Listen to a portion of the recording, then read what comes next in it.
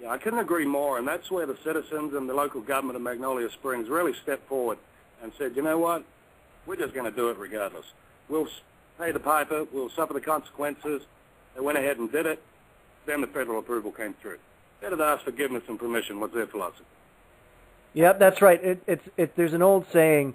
I'm an ex-military guy, and there's an old saying that it's always easier to beg for forgiveness than to ask for permission. You know, so you do what you got to do, and then you beg for forgiveness afterwards. So that's. And you mentioning Perdido Bay.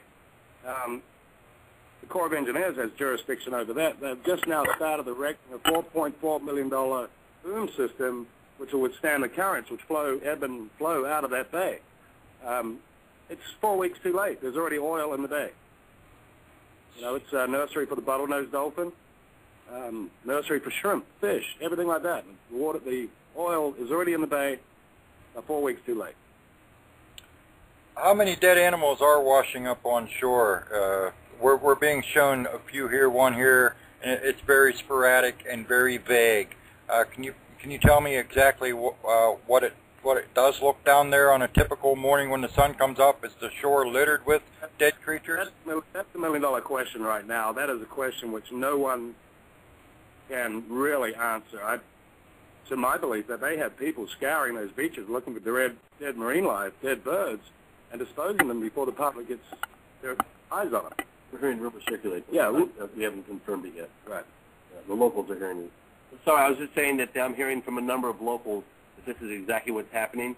There are boats out there looking for dead marine life. They try to get it out. I have photographs of a number that have been washed up on shores. But first of all, you have to be scouring the shores, and it's extremely hot out there. Really, it would take a hell of an effort. But there are some photographs locals have seen dead marine life, and they're also hearing rumors of certain areas where they're gathering this up and getting rid of it. Because it's obviously the last thing they want, photographs circling around the media of dead mammals. It's really bad. So, I guess my question is then, where do they go from there as a community? You know, where do they go from there? I mean, the cleanup effort is fine, but we're talking. This is years of damage. I mean, this could be irreparable. So where do they go? I mean, what's the plan of the community down there to weather this storm and try to emerge from it, even though this damage could be permanent? It's interesting that you use the phrase "weather the storm." We're quite used to Mother Nature throwing us a hurricane every other year. You know what? It knocks things down. We pick up the pieces and move forward. We're stronger for it. This is a whole different ballgame. I have to agree with you. There could be permanent, irreversible damage done. We rely on the seafood industry down here. We rely on the tourist industry down here. It's a $6 billion a year industry. Southern Alabama. Numbers are already down 50%. This time of year, the beaches should be bustling. Restaurants should be on a 2-hour wait. Traffic's usually a nightmare this time of year. We're not seeing any of that. Wow.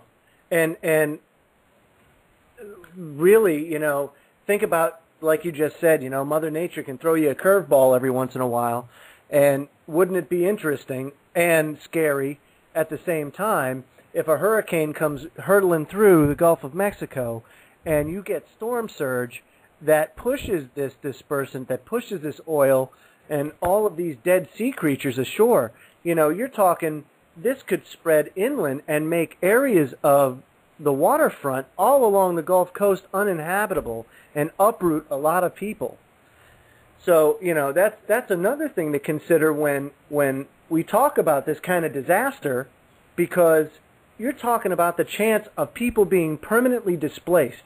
And if one thing we learned from Hurricane Katrina, it was that when you take that many people and they're displaced, the infrastructures of the surrounding communities cannot handle the influx of people.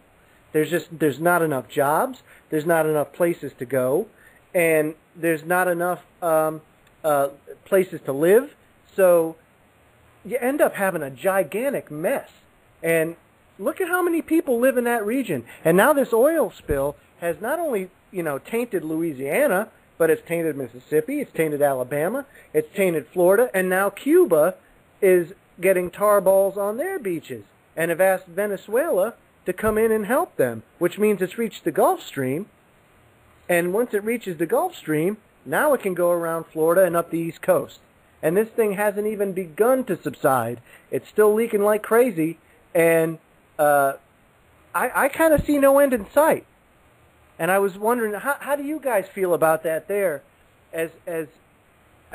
Actually living it, what's the consensus? Do you guys see an end in sight? Are you optimistic about it, or what's the feeling down there? When the incident first started, people were optimistic that it wasn't going to be that big of a deal. Gradually, we're at day 58 right now. People trying to remain optimistic, but you know what? You can only take that so far. People at the restaurant, we're going to have to rely on local business, locals to come and help support each other. Just the general consensus from everyone is it's ridiculous, unacceptable. Stop the damn leak. It's really has a lot of people frustrated. A lot of people aren't believing what they're hearing from the mainstream media. They're not believing what they're hearing from BP, or they're not believing what they hear from the federal government. Experiencing it firsthand, you get a sort of insight into what really is happening. Frustration.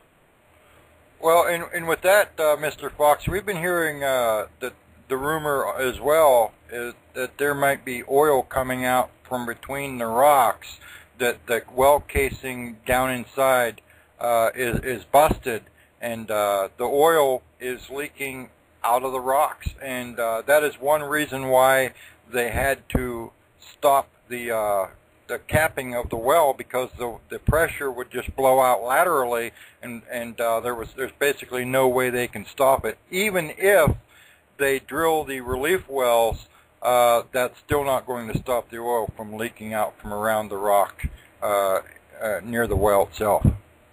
I've heard these stories circulating through the communities, and I'd like to think that they're not true. I don't know how I could prove any of that. I've talked to a few people in the scientific community, a handful of people in the scientific community about this, but it's unsubstantiated. Let's put it that way. But that's almost unfathomable to think about it. I can only hope that's not the case, and that they're going to button this thing up soon. I mean, it's on the brink of it's getting to the point where I don't want to sound pessimistic. I really don't, but my God, there's so much oil leaking into the ocean, into the Gulf. Sorry. Now, question about your flight, James. One more question. There's a lot of talk out there of no-fly zones. Did you encounter any of those when you were making your flight?